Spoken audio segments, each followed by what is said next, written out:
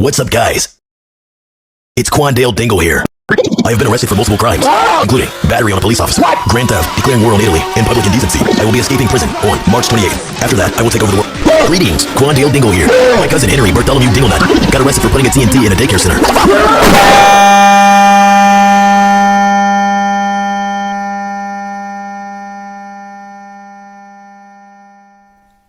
What made you pick this video topic? Insanity, my friend. Insanity. I'm only 3 videos in and it's already got to me. What do you define as art? Picasso? Michelangelo? Da Vinci? Van Gogh? Andy Warhol? Well, that's some very interesting picks, honestly. Experimental, fringe work, some of these guys. Van Gogh was largely written off most of his career, unappreciated for his new style of art. I call it bold and bright. More like belongs in the trash. Picasso made art that looked like you'd been stuck on the underside of the toilet in Diddy's mansion, and Andy Warhol really liked tinned soup.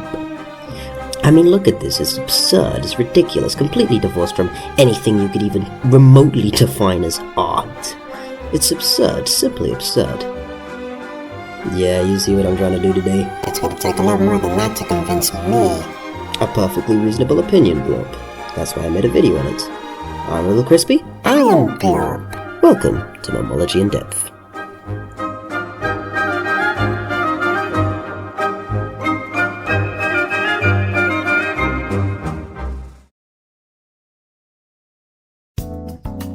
We've been making art for thousands of years. The oldest cave painting known to modern man dates all the way back to 40,000 BC. That's almost as old as Mick Jagger.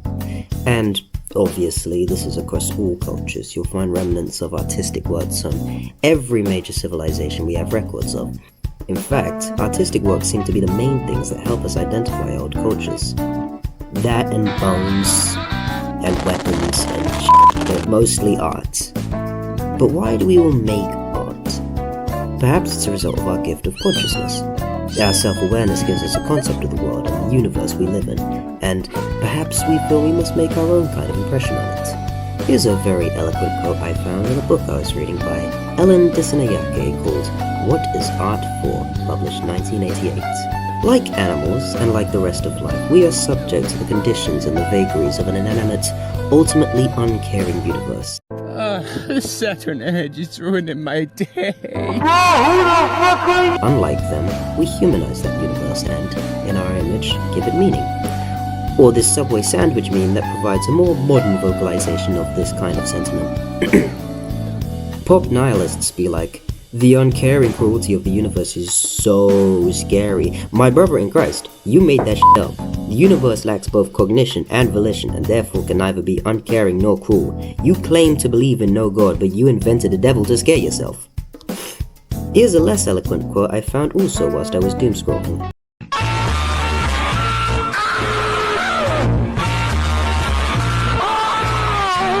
I believe it came from the same place mentally. Anywho, the reality of the universe is that it is inherently uncaring and meaningless, and life will bitch slap you and grease your J's any chance it gets. But, through our artistic expression, we're able to create some sort of meaning, if not just in aesthetics alone. Even if that aesthetic is... What do you think? Should we do it? Yeah. Okay, here we go.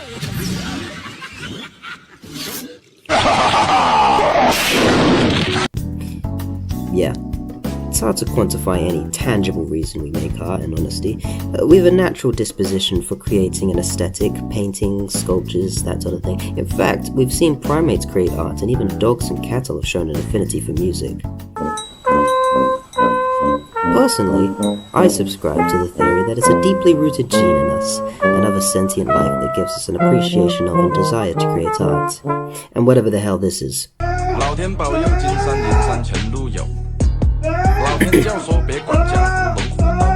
Art, however, changes. As a society and culture evolves, the way we express ourselves and the collective evolves with it. If you compare the statues of ancient Greece to Rome, you can see the shared memes of the culture. But if you compare those classical statues to medieval Italy or modern-day Macedonia, or anywhere else these empires stretched to, like England, France, Germany, etc., we can see they're each reflecting very different cultures and histories, despite having a common descendant at one point in their history. They're different, but still closely enough connected so that we can see the similarities in the art and the culture. For example, a big Greek-style pillar might have been nice in ancient times, but the medieval times kinda killed that aesthetic. But the meme lived on in the minds of the descendants of that culture.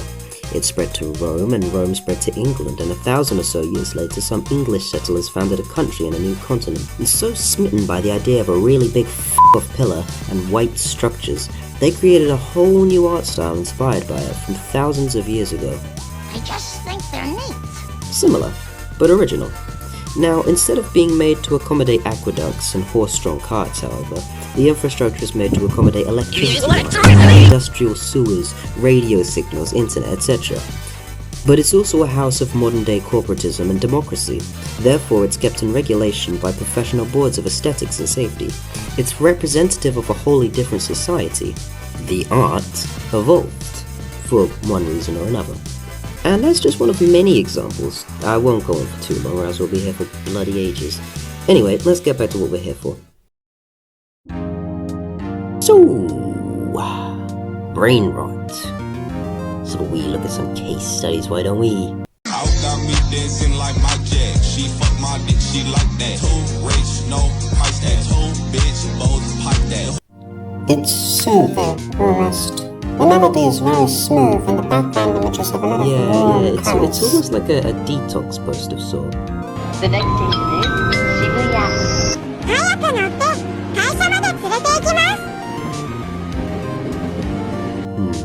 Where is he headed? He's going off to depart this Yeah, way. but where? He stops at the station, but he doesn't pick up any passengers. Were he not planning on picking up passengers? He wouldn't stop, but he did, and he still didn't pick up or let anyone Much off. to think about. Much to think Much about. to think about. I have a punchable face.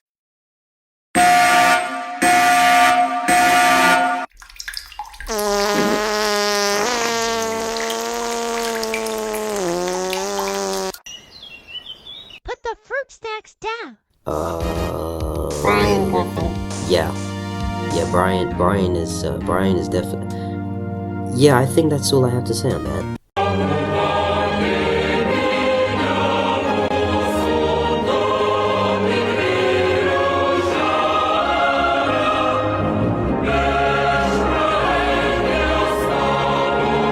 Lithuania number one.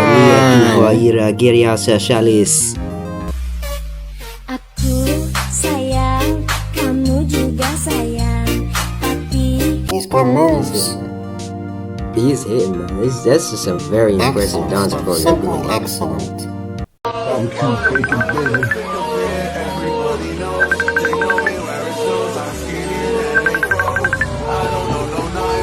Lots to unpack here. Constant screaming in the background implies this is both painful to the viewer and the creator. They've been making this content for a long time and it clearly There's pains a them. central theme, and it's very clearly constriction. Oh, I see it. Every person is either physically restrained, compromised, or in immense pain emotionally or physically. Yes.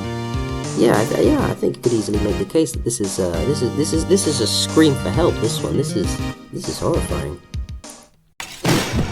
If I've just landed on your For You page, then God has intended for you to see this message. I think this is a very interesting meditation of fate. As they said, this post was rolled onto a For You page by God. Poor McCartney is being turned against his will into a visage of his fake And self. all the while, a rabbit from the hit game Rabbids is suffering a similar fate. Unlike McCartney, he seems somewhat happy. Perhaps he's accepted his Perhaps fate. he's lived this hell many times over to the point where it can't bother him. Aye, that's a shout. Anyway, if you didn't know what Brainrot is, what you just watched was a good introduction. Not a great one, I'll admit, but I'd advised against seeking it out on your own volition. Going off our modern day interpretation of what Brainrot is, I'd say the earliest internet form of Brainrot is Good old YouTube poop. What we do here is go back. YouTube poop.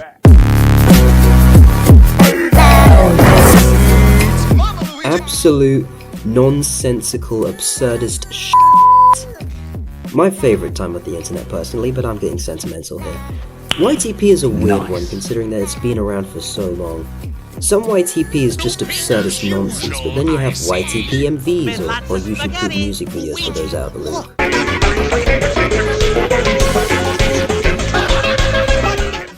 Genuinely impressive musical covers using existing media, and sentence mixing. My dad, what does he do? He stuffs a great big chunk of potassium straight into his mouth, and then that really does it. He blows it up and dies. That's an art in and of itself. You can pretty much use the YouTube poop format to make a whole ass movie. In fact, some people have. And each YouTube poop is a short film, technically.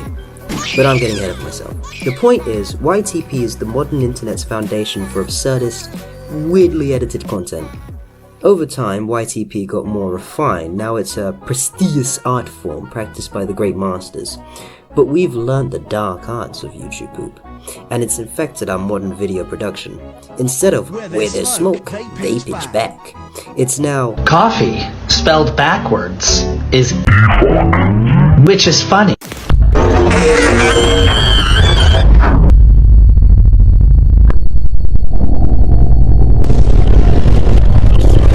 It's lobotomy core, fiber optic core, noun posting, dopamine maxing, hood irony, brain rot. You get the picture. Brain rot has always existed on the internet. This is just our new form of brain rot today, made for TikToks and Reels or, whatever. So I'm out here claiming brain rot and YTP is art, but what even is art? Well, art is simply a creative expression. Log in and do this. Our fucking teacher said, "Who's been drawing dick?" Anything is art. The question is whether it's good art. And what is good art? That's completely up to you. Is it something with lots of meaning and themes and purpose? Is it something that looks good, sounds good, tastes good?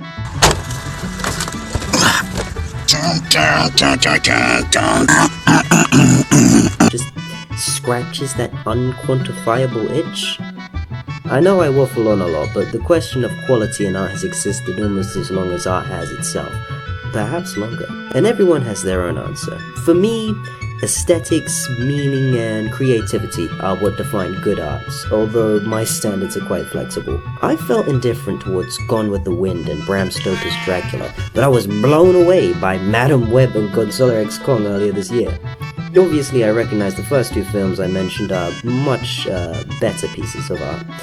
I just enjoyed the experience of watching the latter two more.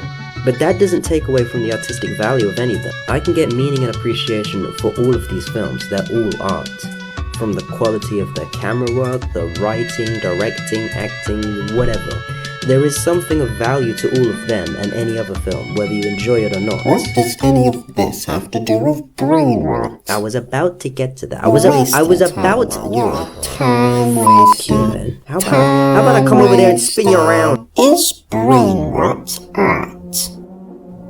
Now, before I try and provide a solid answer to this question, answer me this first. Why is brain rot not art?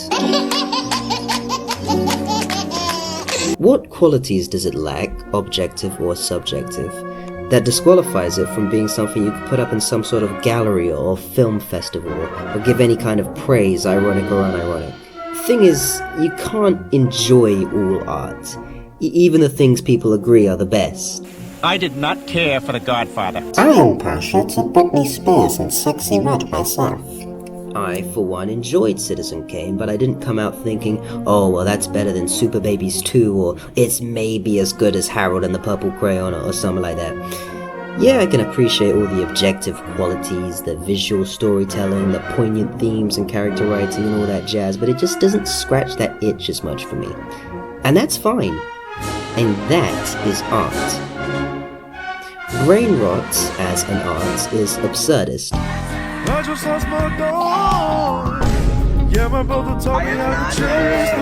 It is inherently illogical. It's made to confuse, shock, and bewilder. What that means, fish! It has qualities inherent to something made to be intentionally bad. I need you to take a picture with your ass out and your back bent in with your pussy. But it just has a point. If you look deeper. If you go in depth. He said it. He said the thing. He said the thing. It's so meaningless that it wraps around to then again becoming meaningful. It's a statement on our society and its obsession with quick form, meaningless, lots of the time AI-generated content. It's just noise and colors and pointless trivia that's doing nothing but distracting us and giving our brains a tiny little hit of dopamine.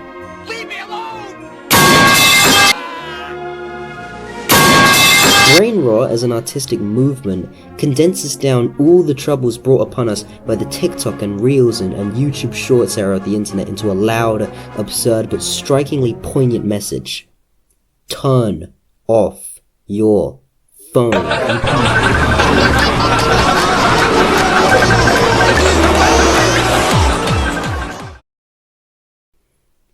Brainrot is anti-art. But the art it is the antithesis to is the worst of our modern art. The real Brainrot is the 700th cooking video, trivia video, clips from podcasts. The reason that white people are inferior is because they don't have enough melanin in their skin. Car crash videos, whatever fresh hell your For You page cooks up next. That is Brainrot. Or Brainrot is just modern day absurdism. An art form made to challenge your conceptions of art as a whole, much like the absurdist artists of time past did. Shitposting is not quite as old as art, but it's damn close. If we take Brainrot as the modern interpretation of the anti-art, now we're cooking. Why did the chicken cross the road? To get to the other side. Why is that man wearing trousers on his arms?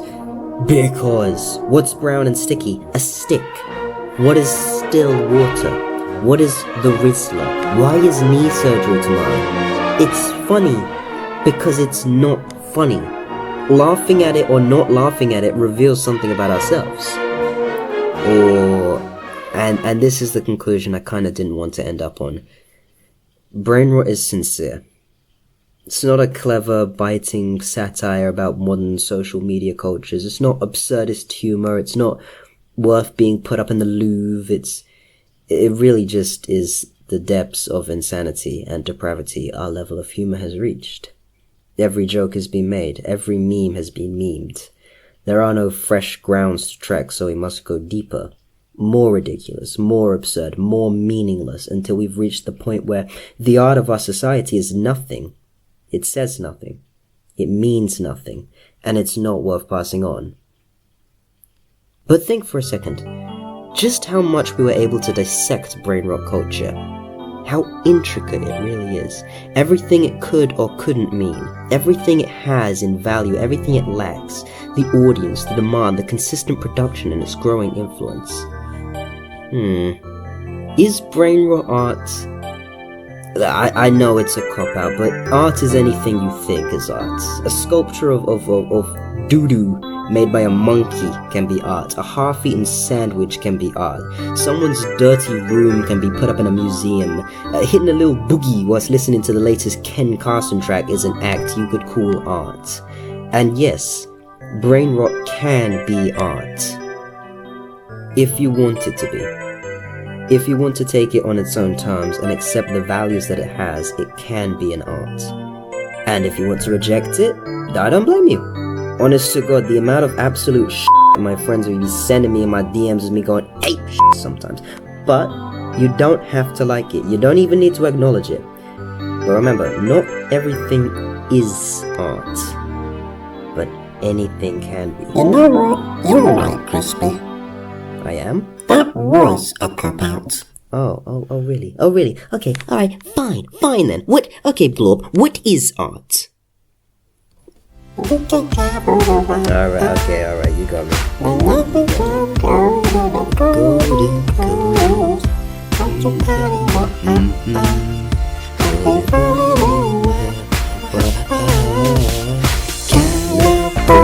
Golden.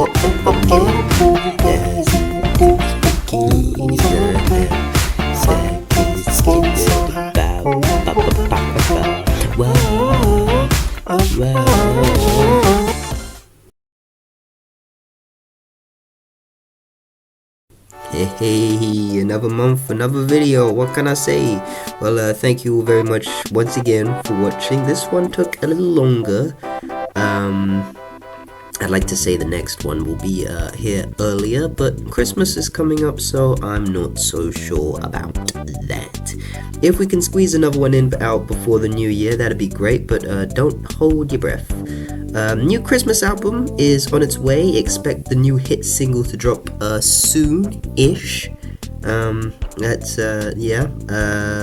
Also, my friend wants to add a Bovril dimension to Minecraft. I've linked the change.org petition in the description.